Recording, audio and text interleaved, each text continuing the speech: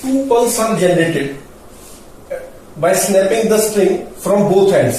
ऐसे स्नैप किया, दूसरे एंड से सेकंड पर्सन ने स्नैप किया, अपवर्ड डाउनवर्ड, सेम अपवर्ड ही किया, तो दो पल्स जनरेट हुई ऐसे।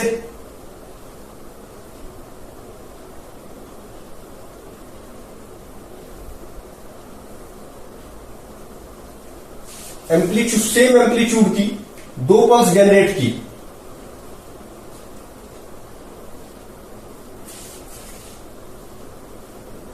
तो क्या होगा, दोनों आके मिलेंगी, सुपर इंपोज होंगी।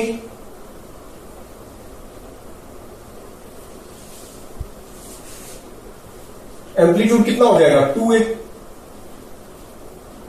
सुपर इंपोजिशन से। इसको बोलते हैं कंस्ट्रक्टिव इंटरफेरेंस। क्या बोलते हैं, कंस्ट्रक्टिव इंटरफेरेंस। और फिर ये ऐसे निकल जाएंगे जैसे कुछ हुआ ही नहीं। यही होता है सुपरपोजिशन प्रिंसिपल। ये इस डायरेक्शन में चलेगी, ये इसमें चलेगी, दोनों का एम्पलीट्यूड कितना है, वही अपना ए जो इनका था वही रह गया, ठीक। तो ये कंस्ट्रक्टिव इंटरफेरेंस है। यहां पर एम्पलीट्यूड ट्वाइस हो गया, तो इंटेंसिटी कितनी होगी, 4 टाइम्स होगी, क्योंकि आई क्या होता है, intensity directly proportional to amplitude square. तो जब 2a हो जाएगा एम्पलीट्यूड, तो इंटेंसिटी कितनी हो जाएगी, 4a स्क्वायर हो जाएगी, 4 टाइम्स हो जाएगी। अच्छा, अब मान लो जो सेकंड एंड था उससे इस डायरेक्शन में मैंने ऊपर की तरफ स्नैप किया, और यहां इस वाले जो एंड है रोप का सेकंड एंड, उस पर मान लो नीचे की तरफ स्नैप किया होता, तो ये पल्स कैसे आती, ये पल्स ऐसे आती। सेम एम्पलीट्यूड ए की मैंने पल्स देनी थी, लेकिन नीचे की तरफ कर दिया मैंने स्नैप उसको, तो ये कितना हो गया, ए एम्पलीट्यूड। तो फिर ये कैसे बनता, अब ये जो है सुपर इंपोज जब होता, कंप्लीट सुपर इंपोज, तो ये डिस्ट्रक्टिव इंटरफेरेंस होता है, ये ऐसे बनता, और फिर ये निकल जाती जैसे कुछ हुआ ही नहीं। तो ये क्या है, डिस्ट्रक्टिव इंटरफेरेंस, डिस्ट्रक्टिव इंटरफेरेंस। तो यहां पर तो एनर्जी थी, लेकिन यहां पर एनर्जी कुछ है ही नहीं, तो ऐसा हो सकता है कि इसमें एनर्जी ना हो, एक्चुअली इसमें एनर्जी है। यहां पर क्या हुआ है कि ये ऐसे आया और ये ऐसे आया लूप, ये इधर जा रहा था, ये इधर जा रहा था, तो अब इसकी डिस्प्लेसमेंट क्या थी, इस पार्टिकल को, ये जो पार्टिकल्स थे यहां पर, इन पार्टिकल्स को अगर देखें तो इस पल्स की वजह से इसको इतना ऊपर जाना था, और इस पल्स की वजह से इसको, इसी पार्टिकल को यहां पर आना था, तो इक्वल एंड अपोजिट डिस्प्लेसमेंट होनी थी। तो इसलिए इनकी डिस्प्लेसमेंट क्या है, 0 होगी सभी पार्टिकल्स की, लेकिन वेलोसिटी है इनके पास। अगर वेलोसिटी हम जानना चाहते हैं कि क्या डायरेक्शन है, ये जो पार्टिकल्स थे सारे ए बी लाइन पे जो लाई कर रहे थे, वो इस पल्स और इस पल्स की वजह से उनकी वेलोसिटी कैसे होगी। ये देखो, ये ए एम्पलीट्यूड का था, ये ऐसे था, ये भी ए एम्पलीट्यूड की पल्स थी, और ये पार्टिकल्स थे ए बी, ये मान लो ए, और ये हो गया बी, ये सेंटर हो गया ओ। अब अगर इस पार्टिकल को देखें तो ये तो समझ में आ गया कि हर पार्टिकल की डिस्प्लेसमेंट इक्वल एंड अपोजिट होनी थी, इस पल्स की वजह से और इस पल्स की वजह से, तो वो तो अपनी जगह पे ही रहेंगे क्योंकि डिस्प्लेसमेंट कट गई। लेकिन वेलोसिटी अगर देखें तो ये पार्टिकल को यहां पहुंचना था, ये पार्टिकल अगर मान लो यहां पहुंचना सिर्फ यही पल्स होती, तो ये यहां पर इसकी वेलोसिटी क्या होती, प्रीवियस पार्टिकल मोशन को फॉलो करता है, तो प्रीवियस पार्टिकल डाउनवर्ड है, तो ये पार्टिकल जो यहां पहुंचता इसकी वेलोसिटी होती डाउनवर्ड, ये पार्टिकल 1 बोल दो। अच्छा, इस पल्स की वजह से अगर ये पल्स नहीं होती, सिर्फ ये होती, तो ये पार्टिकल यहां पहुंचता, और ये इधर जा रही है पल्स, तो प्रीवियस पार्टिकल ये हुआ, तो प्रीवियस पार्टिकल के हिसाब से इसकी वेलोसिटी क्या होती, डाउनवर्ड। तो वेलोसिटी जो है ऐड हो जाएगी, तो वेलोसिटी कहां होगी, यहां होगी, इससे भी ज्यादा होगी, ये भी डाउनवर्ड थी, ये भी डाउनवर्ड थी, तो दोनों की ऐड होके ये बन गई। अब ये पार्टिकल मीन पोजीशन पे ही था, ये पार्टिकल कहां पर था, मीन पोजीशन पे, इस पल्स की वजह से भी मीन पे, इसकी वजह से भी मीन पे, तो इसकी तो पहले ही मीन पोजीशन पे वेलोसिटी मैक्सिमम होती है, तो ये डाउनवर्ड सबसे ज्यादा वेलोसिटी आएगी। फिर इस पार्टिकल की थोड़ी कम आएगी वेलोसिटी ऐड होके, फिर इसकी और कम आएगी, इसकी और कम आएगी और इसकी तो जीरो ही हो जाएगी। क्यों? क्योंकि इसको एक्सट्रीम पोजीशन पे पहुंचना था इस पल्स की वजह से, इसको भी एक्सट्रीम पे पहुंचना था।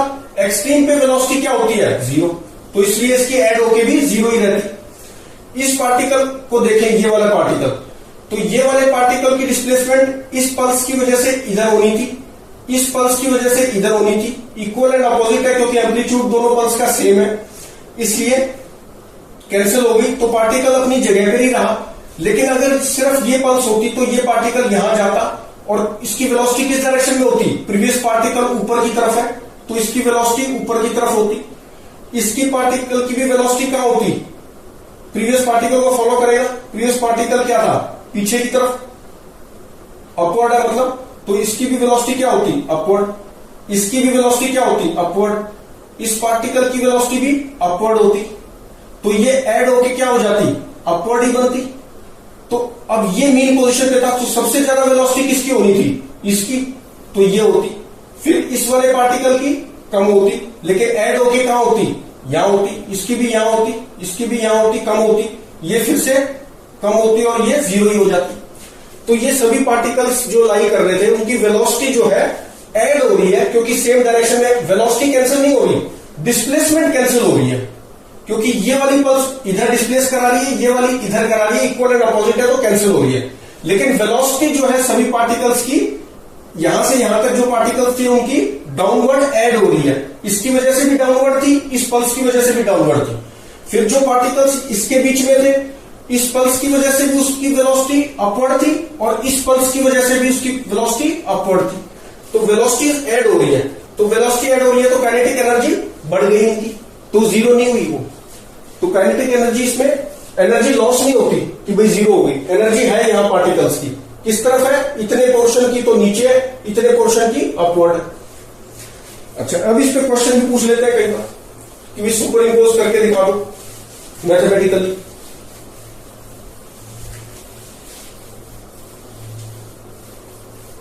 कैसे पूछ लेते हैं? ये मान लो एक रेक्टेंगुलर पल्स आ रही थी,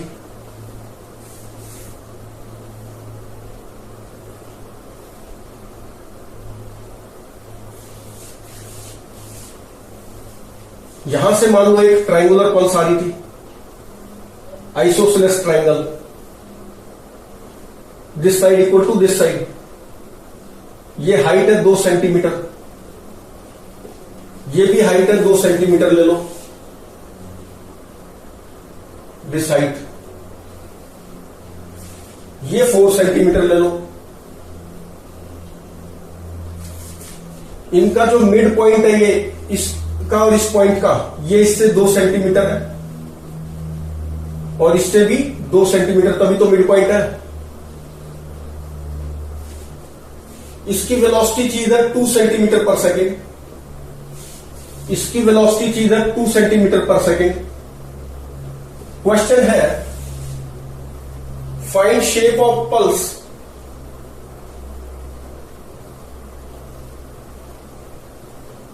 eight t equal to 1.5 second पे बता दो, 2 सेकेंड पे बता दो। एक्चुअली कोई भी टाइम पूछ सकते हैं, उसमें हम बता सकते हैं अगर हम स्टेप्स को सही से फॉलो करें। तो कैसे करेंगे? तो इसका पहला स्टेप ये है कि डॉटेड में दोनों पल्स को देख लो कि जिस टाइम पे पूछा है वो कहां पहुंचेगी और वो कहां पहुंचेगी, दोनों को डॉटेड में ड्रॉ कर दो, सबसे पहला स्टेप। फिर उसके बाद इसको जो कॉमन एरिया होगा वही तो सुपर इम्पोज करेगा, तो जो कॉमन एरिया को फिर ऐड करा दो, बस यही करना होता है। तो क्या करो, ये है, ये मान लो पहले इनकी नंबरिंग कर दो। ये बी पॉइंट हो गया, ये सी हो गया, ये मिड पॉइंट डी ले लिया, ये ई ले लिया, ये एफ ले लिया। अच्छा, ये भी दूरी कितनी दे रखी है? 2 सेंटीमीटर यहां तक की, और ये भी 2 सेंटीमीटर। अच्छा, अब कैसे करें? तो ये डी पॉइंट था। अगर 1.5 सेकेंड पे बात कर रहे हैं तो ये पॉइंट कितना ट्रेवल करेगा? 1 सेकेंड में 2 सेंटीमीटर जाता है, तो 1.5 सेकेंड में 3 सेंटीमीटर जाएगा ये राइट में, और ये लेफ्ट में जाएगा ई 3 सेंटीमीटर। तो सी कहां पहुंचेगा? 3 सेंटीमीटर। ये मान लेते हैं 1 सेंटीमीटर है टोटल, तो ये 2 था यहां से यहां तक, तो ये पहुंच गया हमारा यहां पर, सी पहुंच गया।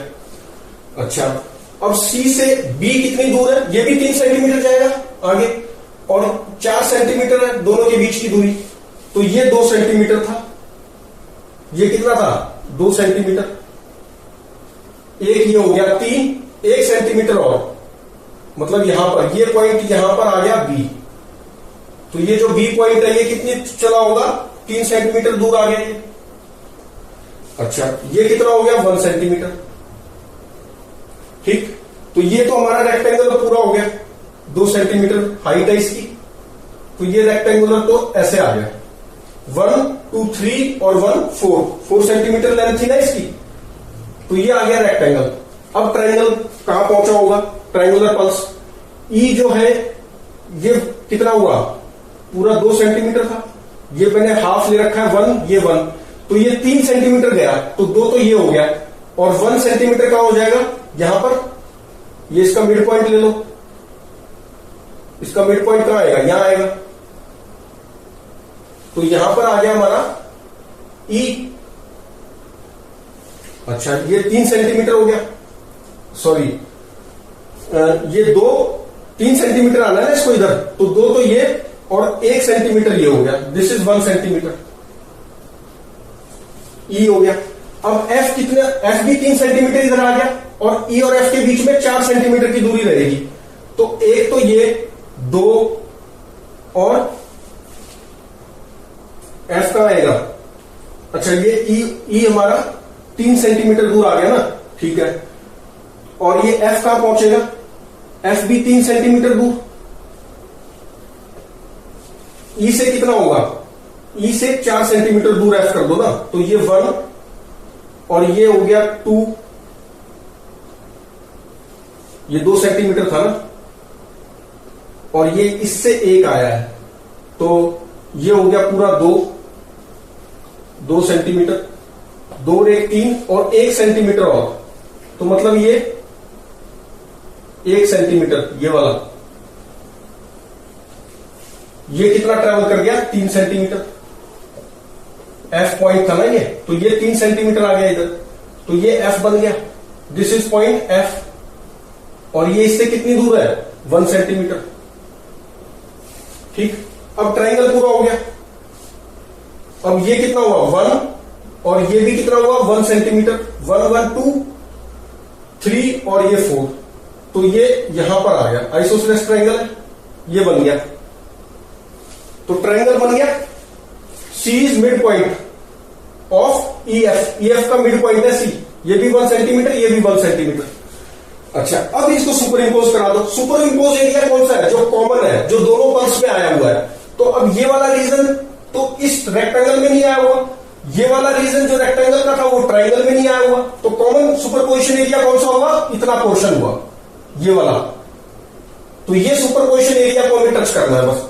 अब ई पॉइंट को देखो, ट्रायंगुलर पल्स की अगर खाली ट्रायंगुलर पल्स होती तो ई को तो यहीं रहना था, इसकी वजह से ये कोई डिस्प्लेस नहीं होता, लेकिन अगर सिर्फ रेक्टेंगुलर पल्स होती तो ये इसको 2 सेंटीमीटर ऊपर ले जाती, तो ई पॉइंट मेरा यहां पहुंच गया, ई पॉइंट यहां पहुंच गया।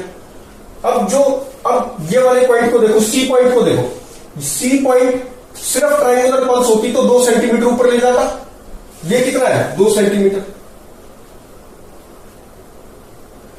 और रेक्टेंगुलर पल्स भी इसको कितना ले जाती 2 सेंटीमीटर, तो ये कहां हो जाता 4 पे हो जाता, तो ये मेरा हो गया 4 सेंटीमीटर ऊपर, ये कितना हो गया 4 सेंटीमीटर, 4 सेंटीमीटर, तो ये मेरा सी डैश हो जाता, ये ई डैश बोल दो, ई यहां पहुंच गया तो ई डैश हो गया, सी यहां पहुंच गया तो सी डैश हो गया।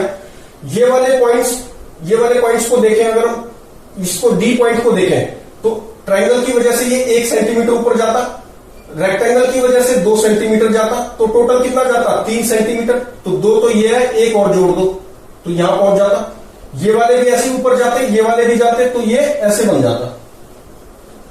ठीक, तो ये तो नॉन सुपर इंपोजेबल एरिया है, तो इसको तो वैसे ही डार्क कर दो, ये सुपर इंपोज एरिया में मुझे ये मिल गया, और फिर इन वाले पॉइंट्स के लिए ये क्या है ट्रायंगल का ही रहेगा, क्योंकि यहां पे तो सुपर इंपोज हो ही नहीं रहा, रेक्टेंगल है ही नहीं, तो ये वाला पोर्शन बन गया। यहां पे ऐसे इस पोर्शन को ऐसे डॉट कर दो, डॉट का मतलब है कि यहां सी पे यहां नहीं है, यहां है, और फिर ये ऐसे कर दो इसको डार्क, तो ये वाली शेप आ गई पल्स की, ये शेप बनेगी पल्स की 1.5 सेकंड पे। इसी तरह किसी भी टाइम पे निकाल सकते हैं शेप। अच्छा 2 सेकंड पे निकाल लेते हैं। 2 सेकंड पे कैसे निकलेगी?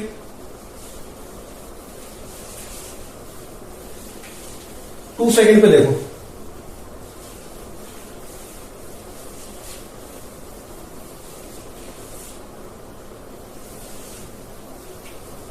टू सेकंड पे पहले अगर हम ड्रॉ करें रेक्टेंगल के लिए, रेक्टेंगुलर पल्स का, तो ये सी पॉइंट कहां आ जाएगा? ई पर आ जाएगा। 4 सेंटीमीटर चलेगा ना, 1 सेकंड में 2 सेंटीमीटर चलेगा, और 2 सेकंड में 4 चलेगा, तो ये आ गया मेरा सी। ई कहां आ जाएगा? यहां पर आ जाएगा।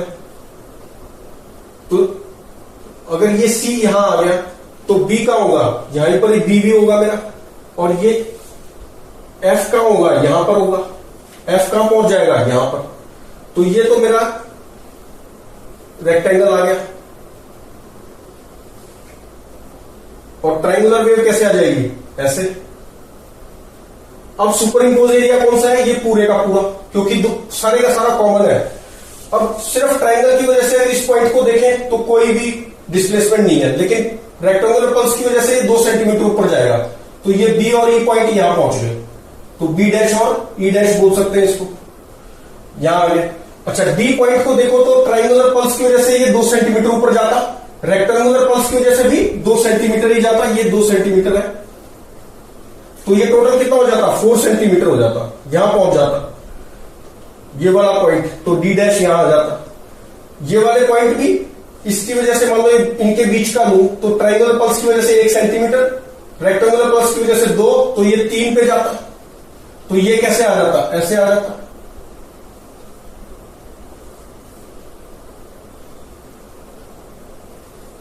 तो क्या होती 2 सेकंड पे शेप? ये वाली शेप होती। इसको डार्क कर दो, ये हाउस की शेप का बन जाती पल्स, ये बन जाती। इसी तरह 2.5 सेकंड में भी निकाल सकते हैं डॉटेड में, इसको भी 2.5 सेकंड पे प्लॉट कर दो, इसको भी कर दो, और जो कॉमन एरिया है that is called superposition area, उसको ऐड कर दो।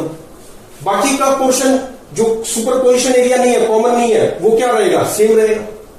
तो इस तरह से हम सुपरपोजिशन को प्लॉट करते हैं। अब नेक्स्ट करेंगे हम रिफ्लेक्टिंग वेव्स। नेक्स्ट वीडियो में कौन सा करेंगे? रिफ्लेक्टिंग।